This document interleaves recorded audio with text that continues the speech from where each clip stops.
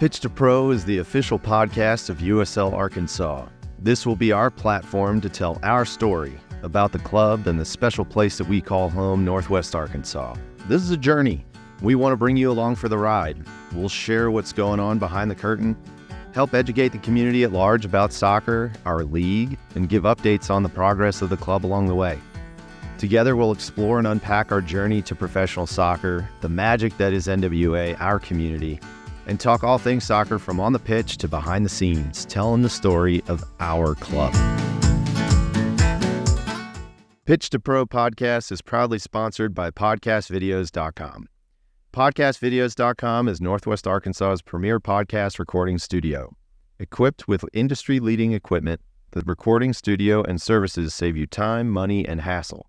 They are dedicated to helping you create, record, and publish high-quality podcasts for your audience. Be sure to check them out today at podcastvideos.com. Hey, everybody, and welcome back to the Pitch to Pro podcast. I am your host, Wes Harris, Managing Director for USL Arkansas, Northwest Arkansas's professional soccer club playing in the United Soccer League. Today, I am really excited because we have a really awesome discussion on deck for you guys, centered on our region and where we're headed.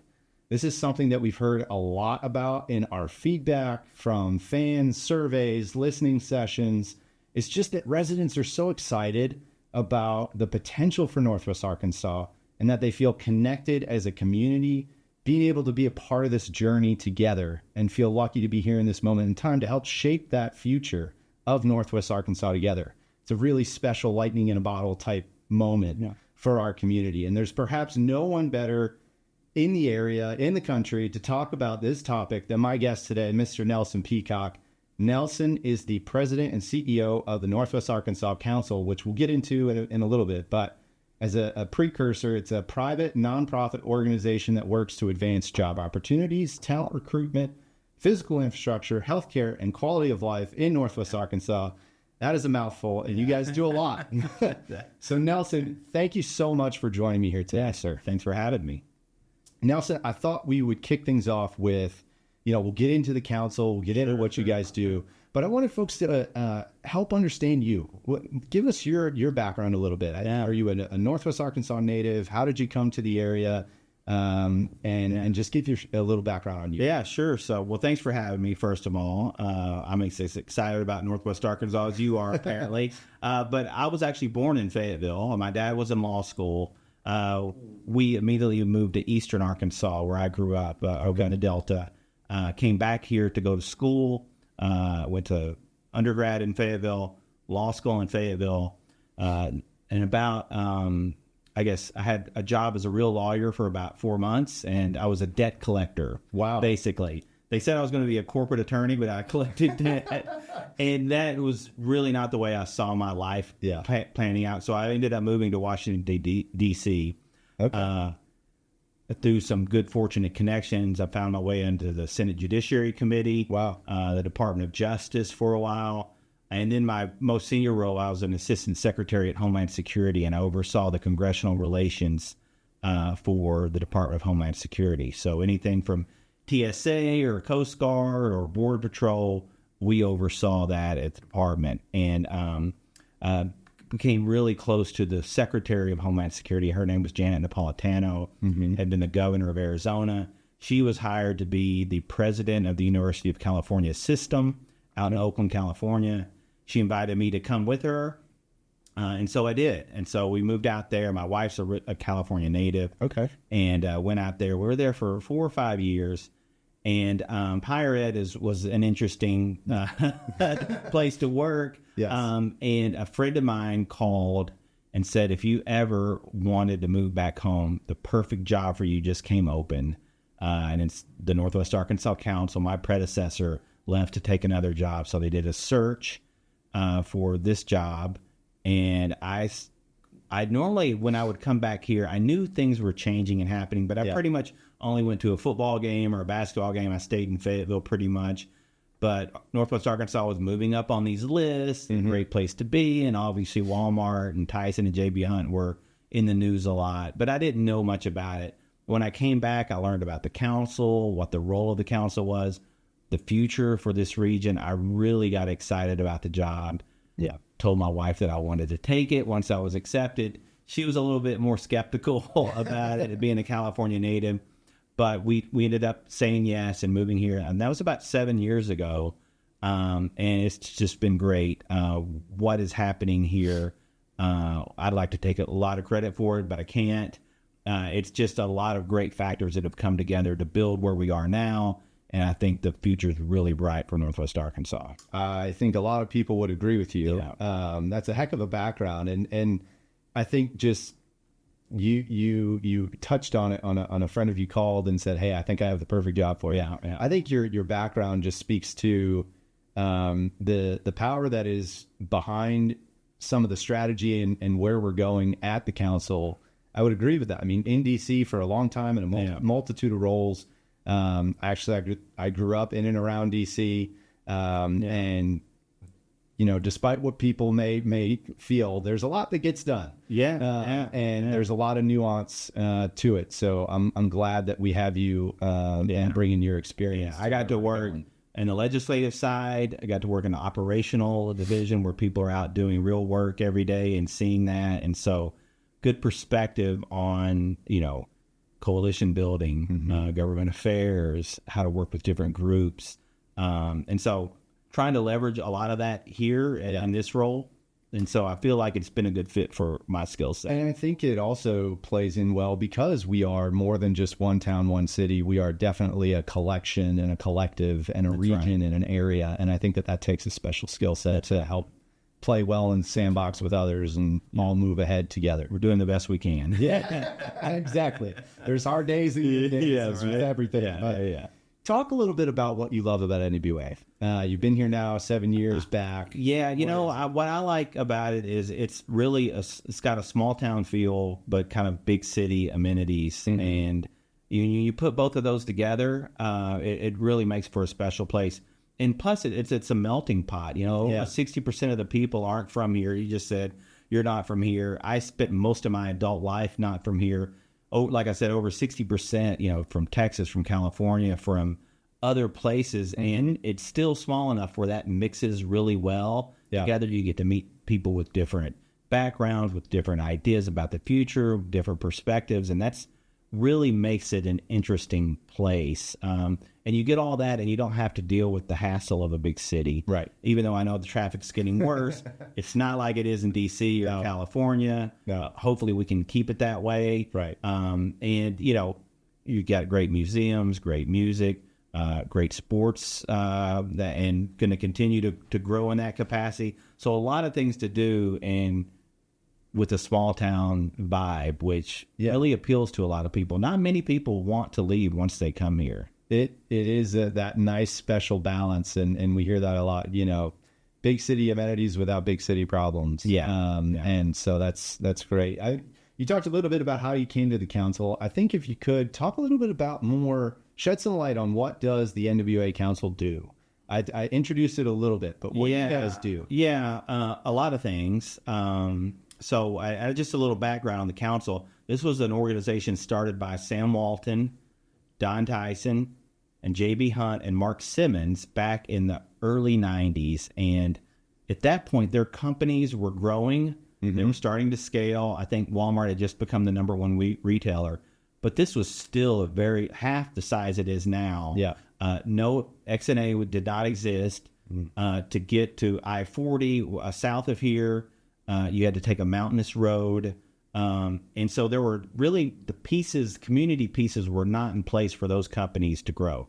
So those leaders got together and said, we need a few things for us to stay here, basically. And one was an airport. So they got together and formed what was going to become XNA. Alice Walton led the effort on behalf of her father to get XNA completed. That opened in 1998. They worked with the highway department, and then Bill Clinton was the president, worked with him to get the funding for that airport and also to get a connection to I-49. That opened in around 1997 or 98.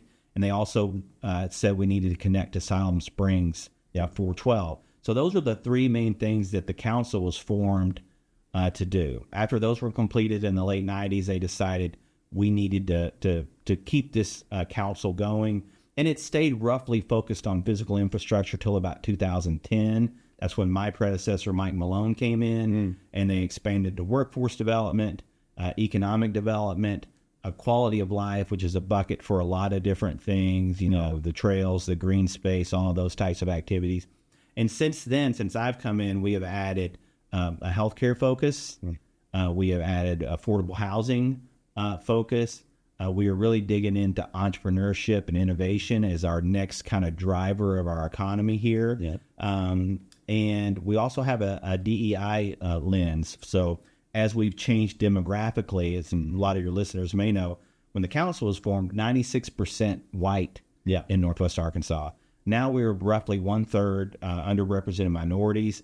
Rogers and Springdale are both majority Hispanic school districts. So a lot of change here, a lot of change happening with all the growth. And, as we will probably talk about, projected to be up to 1 million people here over the next 20 years, spread across all of these different communities.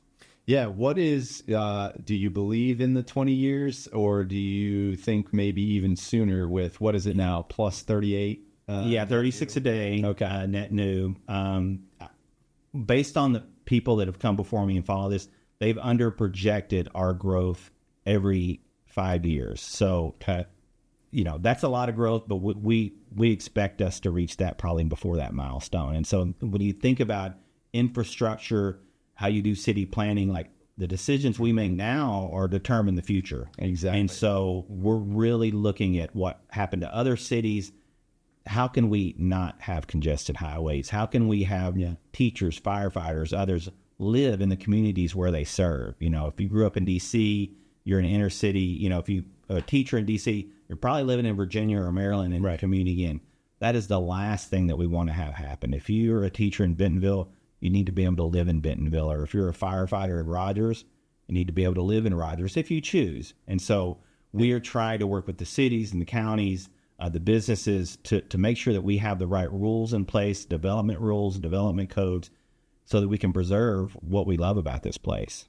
Yeah, that's a great point. And it's an interesting piece. A lot of times people think about looking forward, but in order to look forward and plan, to your point, a lot of maybe what you guys do is look at some similar markets and stories and trajectories of, hey, we think we may be like here in the next 15 years. What went well for those guys on their journey? Yeah. And then maybe what were some pitfalls that we very much like to avoid, and what can we do differently? Yeah. And so I'm sure a lot of what you guys do too is study other markets that may be similar size and kind of similar issues that you might deal with. We do several things like that. Every year we put out a State of the Region report and we compare ourselves. We've selected about 5 comparator regions. We actually changed that 5 years ago because we had kind of blown those other ones out of the water. And we are starting to add, and those have been economic analysis metrics. Right. We're starting to factor in growth around that, traffic and other things. And there's a lot of communities out there that we can point to. Austin, Texas being probably the one that most people refer to. I think they would admit that they weren't aggressive enough on some of the decisions that they made, and that's harmed their quality of life through traffic and a lot of congestion and other things. And so we do look to a lot of cities to try to balance that out. And a lot of it's education. If you're in a small town here, maybe you didn't travel a lot. I mean, do you know about what's happened in Charlotte, North Carolina, and how they made good decisions in some neighborhoods and poor decisions in others? So a lot of what we do is try to bring experts here to educate people, sometimes take people to other places to see how it can work, how it should work. And then add what we want to be here. Ultimately, it's up to the local people and the local decision makers to decide the community that they want. We just want them to be empowered through information to make those decisions. It's actually a really good point. I think a lot of times, especially in communities where people have born, raised, small business owners maybe, or decision makers in key communities that maybe haven't visited other parts of the country as many as others, or other parts of the world even.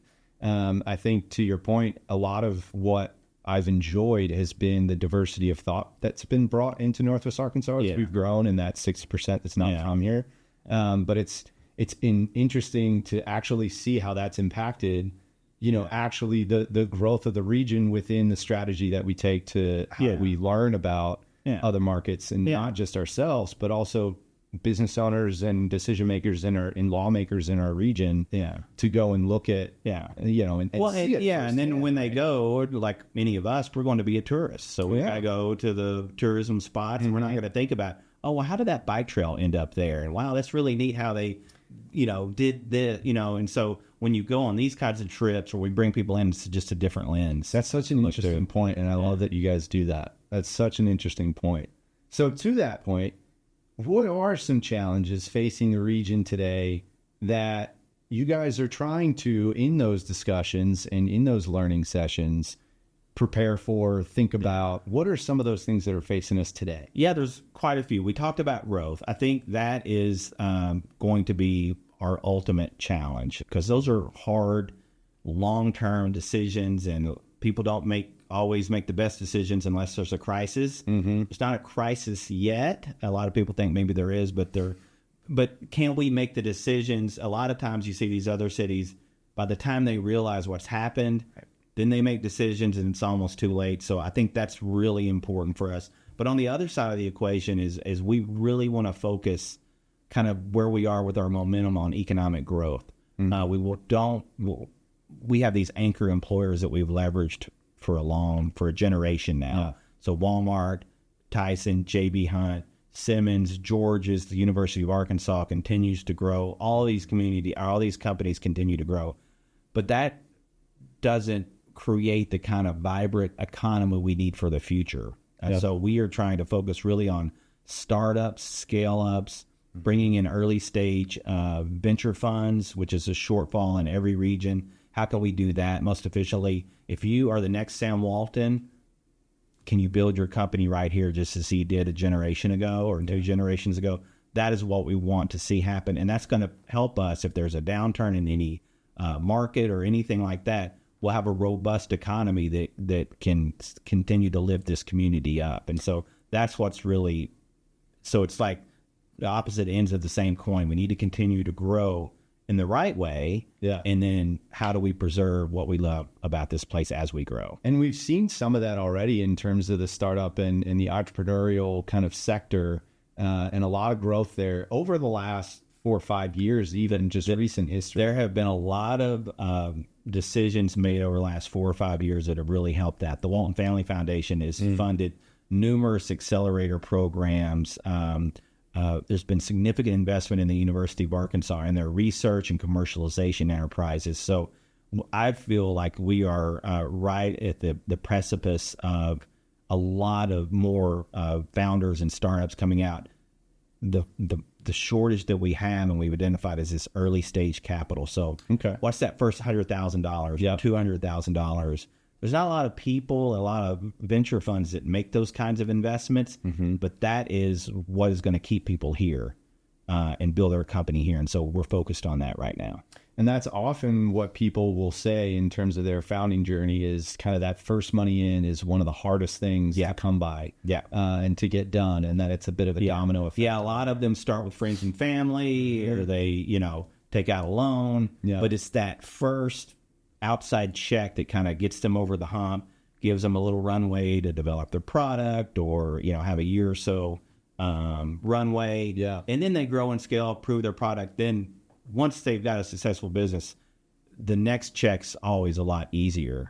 How do you de-risk? But you need, it's kind of akin to what we're doing. We have our founding partners in how we're putting our ownership group together because we're building, flying, and designing the plane a little bit as we fly it. And so it's a bit of an akin story there where we're de-risking, showing proof of concept, and then continue. Once you're up and running and show what I believe will be true and you're packing the house there, you'll have a lot of people showing up then. Exactly. But that's great insight into some of the challenges, that we're facing today, things that we're prepping for. And I think it's a good point to kind of pause for today. Nelson, thank you so much for joining me. And thank you for everything that you and your team are doing. It's a really, really important for those of us that love Northwest Arkansas and what it means to preserve that as we grow, man, it's such an important job. And just want to say thank you and kudos to your team for helping us set on the strategic vision and path to continue to be a successful region and place that everybody wants to live, work, and play. So thank you so much. Make sure to tune in to our next episode to hear more about what's on the horizon as we look ahead for NWA and how professional soccer kind of fits into that mix. So till next time, Northwest Arkansas, cheers.